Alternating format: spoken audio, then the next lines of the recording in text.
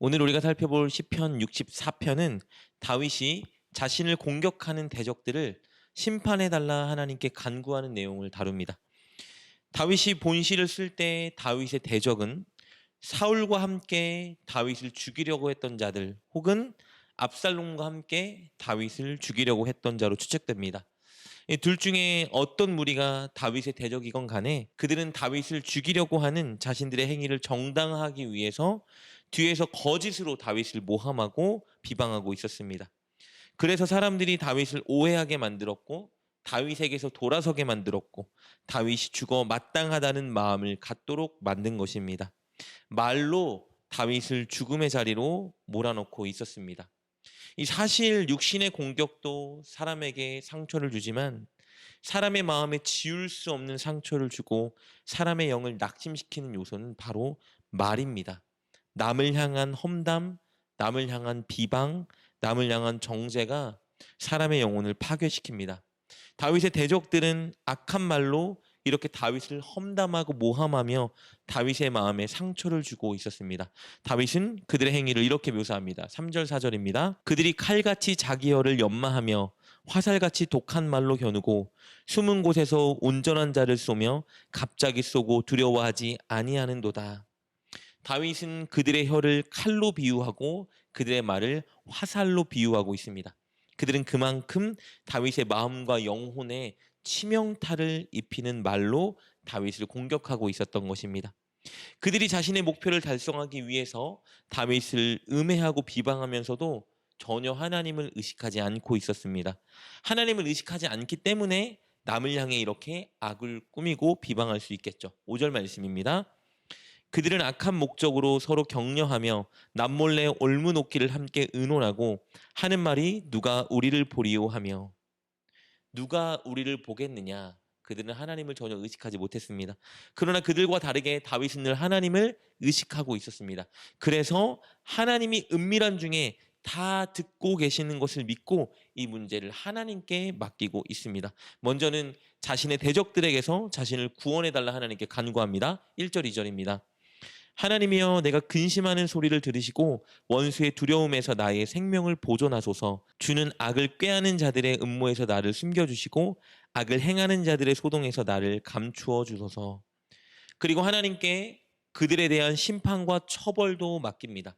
다윗은 말씀과 경험을 통해서 공의와 정의의 하나님에 대해 알고 있었기 때문에 하나님께서 자기 대적을 반드시 정의와 공의에 입각하여 심판할 것을 확신하고 있었습니다. 단순히 다윗을 아프게 하고 공격했기 때문에 그들을 향한 심판을 간구하는 것이 아니라 하나님의 성품에 따라 그들이 행한 악대로 그들이 심판당하게 해달라 간구하고 있는 것입니다. 7절과 8절입니다. 그러나 하나님이 그들을 쏘시리니 그들이 갑자기 화살에 상하리로다.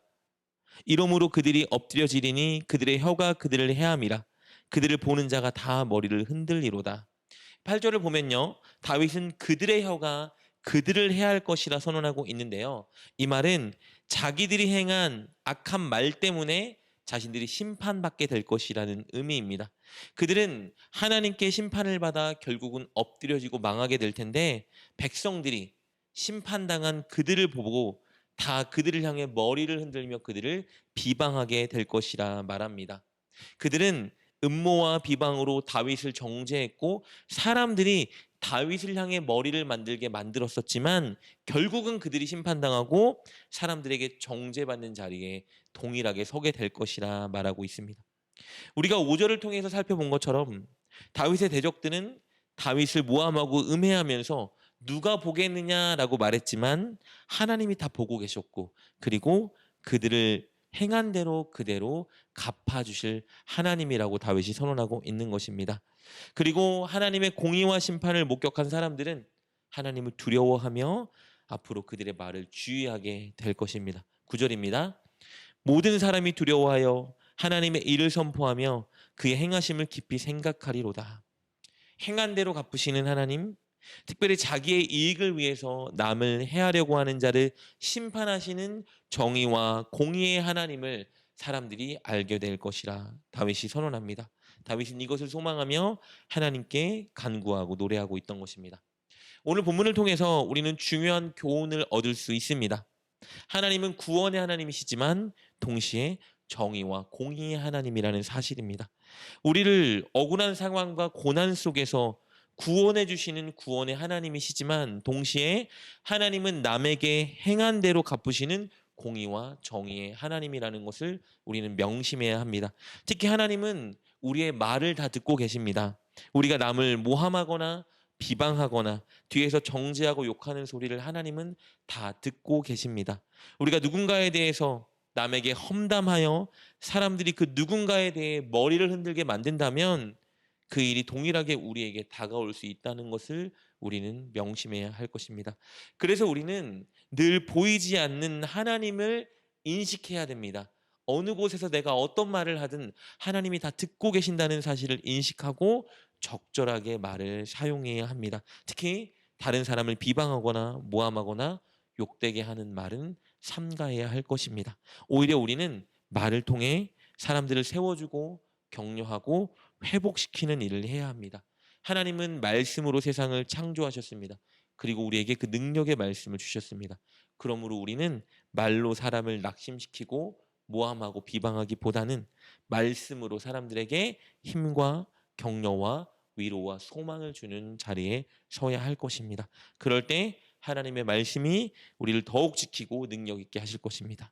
사랑하는 여러분, 말을 통해 사람들을 꼭 세워주고 격려하고 위로하고 소망을 주는 하루 보내시길 주님의 이름으로 축복합니다. 기도하겠습니다. 하나님, 우리에게 하나님의 말씀으로 생명과 위로와 소망을 주시니 감사합니다. 하나님의 말씀으로 살아가는 주의 백성답게 우리도 늘 말씀으로 사람들에게 생명을 주고 위로와 소망을 주는 삶을 살게 하여 주옵소서.